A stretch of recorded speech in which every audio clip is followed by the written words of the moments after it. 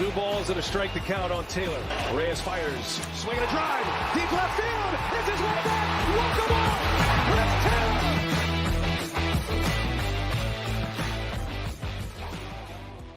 What's up, everybody? Welcome into DodgerHeads, presented by DodgerBlue.com. My name is Jeff Spiegel, joined by Matt Moreno, Scott Geirman of DodgerBlue.com, and we are here to do a little bit of a roundtable looking ahead over the next few weeks as the Dodgers cruise towards the postseason, and what are some things that we're going to look for. So, Scott, I'll come to you first.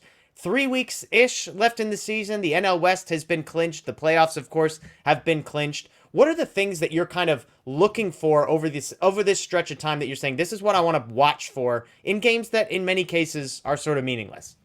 Yeah, I mean, I'd hope they're not meaningless. I hope the players don't kind of, like bring on that mentality. But I'd really like to see Dave Roberts and the players, take on a little bit more situational baseball, not in terms of like a, sure, both playing the game standpoint and from Dave Roberts' deployment standpoint with his personnel. I'd really like to see pitchers put into roles that, they could see in the playoffs, a fireman role if Blake Trinan will be back, healthy.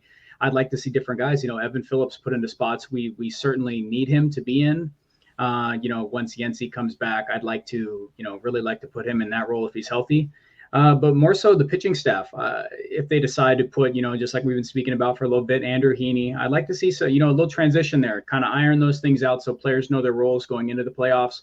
I think that'll go a long way just because there are so many different pieces to this team. They're playing well. That's not what I'm saying, but it's like that they can, shorten that view that now this is postseason baseball. It's a completely different ball game than the regular season.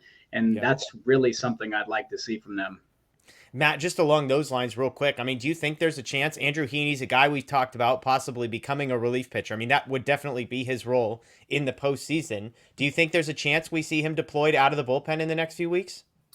Yeah, I think so. And, Scott brought up great points. And if I'm remembering correctly, Dave Roberts recently sort of estimated that maybe like 2 weeks out was when the Dodgers would sort of have to make those kinds of decisions.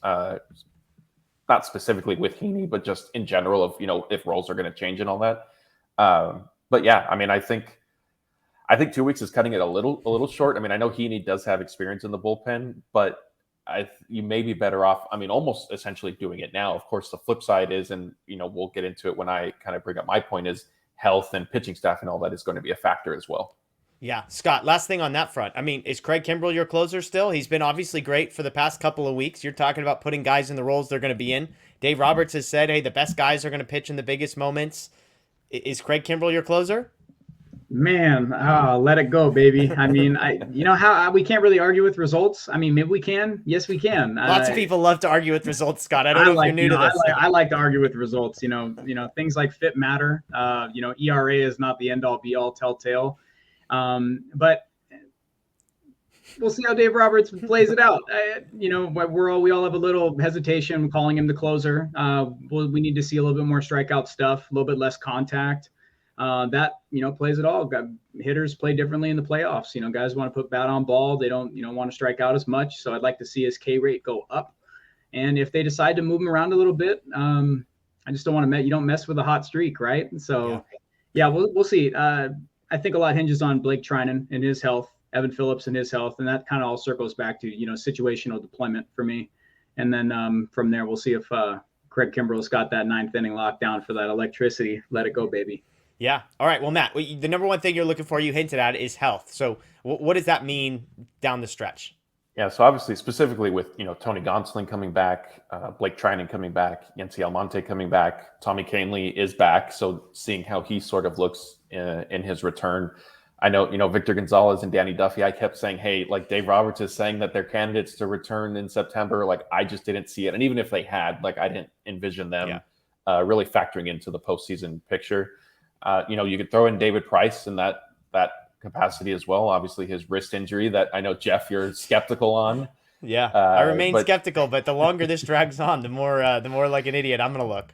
So, what I found interesting is Gonsolin and Almonte both in their interviews after the Dodgers clinched NL West and were celebrating in the clubhouse said, now that the division is wrapped up, we feel like we can, sort of take our time a little bit and not have to rush back. And I found that interesting just because, their recoveries haven't gone as expected. Almonte, when he went on the IL last month, Dave Roberts said it'll be short.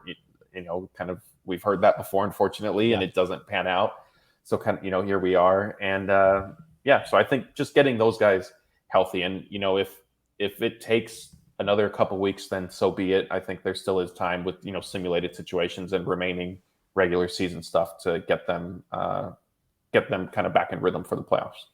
Yeah, it was fascinating. I mean, as we did our live watch along earlier in the week, and we were talking about, hey, there's 6 guys fighting for 3 spots. Gratterall, another guy that we didn't just mention on the health piece, but you're talking about 6 guys fighting for 3 spots. Well, 3 of those guys, Price, Gratterall, aren't even there. Canely is fresh off of injury, and so there's a lot of this. Almonte, I guess, was the third one. Excuse me. So 3 guys that are currently injured, 1 guy who hasn't, is fresh off of the injured list, and then 2 guys that are there, and so.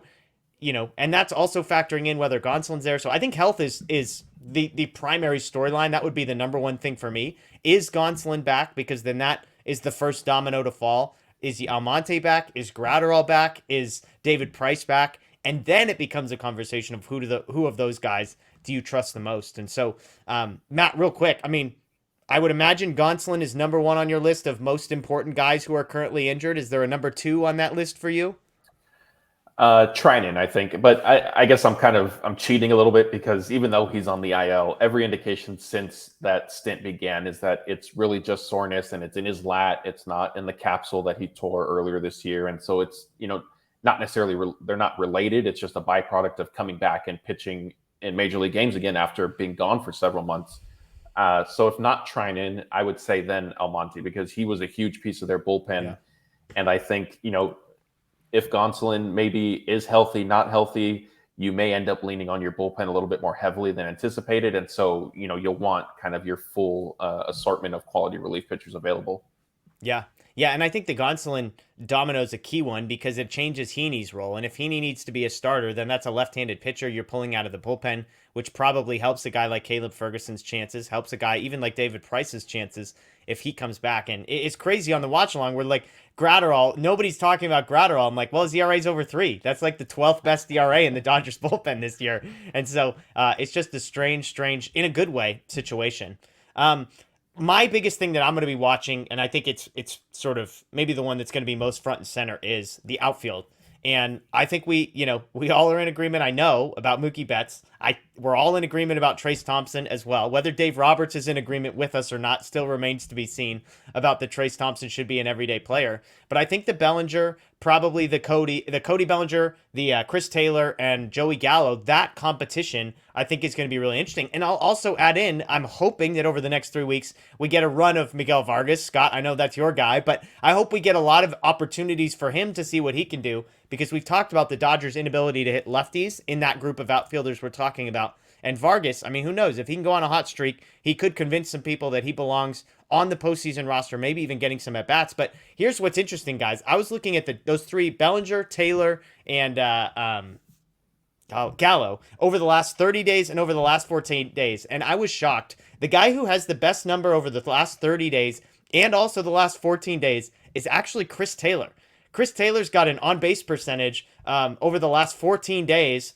That's an impressive number. It's not what I would have expected. 357 on base. The 343 slug is not what you're hoping for, but that's a 700 OPS, which, if we're talking about the group of outfielders in contention, that's a really interesting number. Bellinger is last in every single category. Of course, Gallo hits a home run early in the week on Tuesday. And so those 3 guys, Miguel Vargas, that's who I'm watching. Scott, I'll come to you with this one. And I've asked a bunch of people this question. Taylor, Bellinger, Gallo. If I had to tell you one of those guys was going to have a strong end of the season over the next few weeks, who would you place your money on?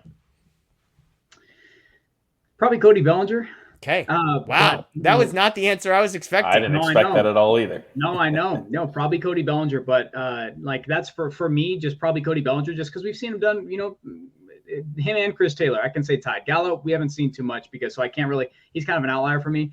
But I would say Bellinger, just because he's playoff Cody Bellinger has kind of shown up just a little bit. He kind of changes his approach. But Chris Taylor, if you want me to answer that question, I'll say Cody Bellinger. And if I'm wrong, then I'm wrong. But yeah. I would like Chris Taylor. We've seen him do it before. He just to your point about the on base percentage, that could be a difference between some 3-2 walks here and there, or him, taking some little bit less big hacks and, working those counts and getting on base that way. But he's been slugging, which is fantastic. I don't put too much stock into Bellinger, running into a few. He hasn't done that over, period of time. But I think Chris Taylor, I'm going to still go on that Chris Taylor is a much bigger piece to the pie. Yeah. I think that deployment for Dave Roberts, whether he wants to do it mid-game, late game, to start, I think that's, much bigger a thing. But I would say Cody Bellinger is kind of, for me, I think I would have banked on him, man. I don't know. Okay. Well, I mean, and what's interesting, Matt, is when I think about Taylor, look, the 350 on-base percentage is solid. Everything else, the batting average, the slugging percentage isn't great. But if you're looking at the construction of the lineup, if Chris Taylor can put an on-base percentage of 350 together, that's pretty much exactly what you want in that 9 spot. You don't need a guy like Gallo or Bellinger that's striking out a ton and hitting a ton of home runs, because Taylor's going to do the striking out piece plenty as well. But if you can get a guy that's reaching base at a 350 clip, even if it's mostly walks and occasionally singles, that's perfect for the 9 hole, just to move the lineup along, roll things over, get on base. He's got speed. He's not going to clog up the bases for Mookie Betts and Trey Turner. If Chris Taylor can turn this on, Matt, that's just a really intriguing matchup, because I think he fits the Dodgers lineup better than Cody Bellinger if this all works out. Yeah, I think so. And, with Chris Taylor, it's a lot of what we were saying, I think, last year with Bellinger, right? Where you have to at least find a way to put the ball in play to give yourself a shot. Like if you're 0 for 3 with 3 strikeouts, like that's so much worse than going, just 0 for 3 with 1 or 2 strikeouts, because maybe that third time you advance a runner with a productive out, or you hit a sacrifice fly, or, you snuck a base hit through, like anything can happen. I will say with Taylor, his at-bats have improved over the past maybe week, right? And his whiff rate isn't 76% anymore. Has it gone down to a little bit? So I think that's obviously an encouraging sign for the team. And like we've discussed in, our video, maybe a week ago now, 10 days ago, when we were looking at the outfield, Chris Taylor is somebody who's been there before, and Dave Roberts trusts him. And I think once we get into the postseason, that's going to be factored into lineup decisions. And I think, along with me believing, and I think the Dodgers also believing that Bellinger plays a very good center field, he's been there. And Scott, I know Scott surprised us by picking Bellinger. I think for me, some of that is, I don't know if we'll necessarily see an improvement with him before the postseason. I think just the playoffs will start, and somehow like he realizes like, oh, this is kind of it. Like I need to get my big hits now. But yeah, so I like you said, Taylor improving, getting on track, if he is able to do that, changes the dynamic completely. Scott, if Taylor figures this out, even remotely, and can maintain a 350 on base percentage, do you think he's threatening Cody Bellinger's spot, or is he threatening Trace Thompson's spot? Oh, man. Trace Thompson with us is a heated debate, right? Because this is the part that freaks me out, is it's like Matt said, they trust Cody Bellinger for some reason. They like the defense, and they trust Taylor because he's done it. And as for saying all this out loud, and I'm like, hey, good for Chris Taylor, he's figuring it out. I'm like, oh my gosh, he's really going to start over Trace Thompson, isn't he? No, I totally get it. And I understand, if you want me to be honest, I understand why they do trust them, because the core of the batting order, the core of all that they've been together. Yeah. I think they trust that. It comes down to my situational deployment point. Putting Trace Thompson out there every day could put some unneeded pressure on him. And I don't like that. I've never liked that. I don't like putting guys in spots they're not used to. That's never been my thing. I think comfortability, baseball is a big thing of repetition. You get Taylor coming off the bench. He's done that before. Bellinger, he hasn't done that before. I don't want that late game, to be honest. Like, I think that getting them, multiple at bats, it might stink to watch sometimes, but they're going to get that big hit, because we've seen it time and time again. Taylor struggled, and then he had the big hit last year. And then that erased everything. He went on a tear in the playoffs, erased everything prior to that. We haven't seen Trace Thompson do that every day. We haven't seen him do it on a consistent basis. I still believe that, playoff time comes, both of their playoff forms, whatever, and whichever capacity it comes in, defense, timely hitting, something will happen. It's just going to be painful up until that.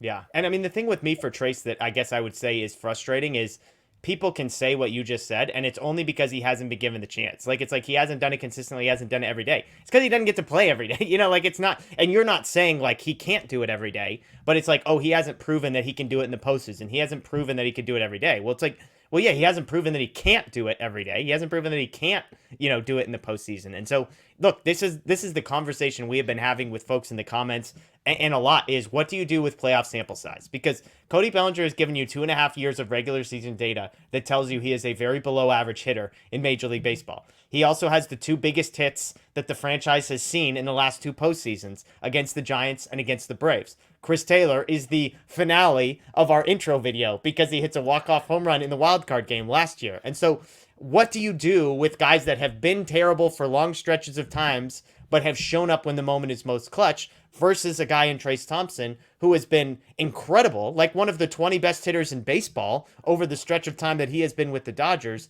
and yet hasn't had a chance to do it in the postseason and that kind of thing. So, Matt, I'll let you get the last word here. Like, how do you navigate that? How do you think Dave Roberts navigates that? It is maybe an even bigger one.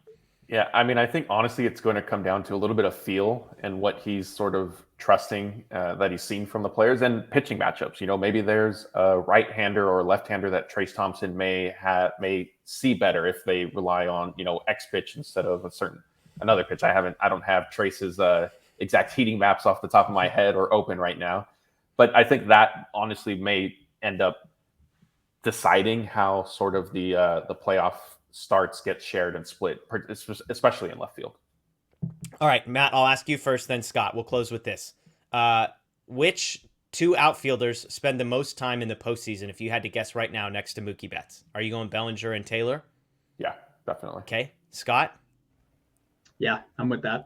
Oh, Bellinger and Taylor. Dave's going to make me put my head through a wall. I can't. I mean, Trayce Thompson has an OPS over like 900 as a Dodger, and we're sitting here being like, yeah, the guy with the 650 OPS and a 42% strikeout rate?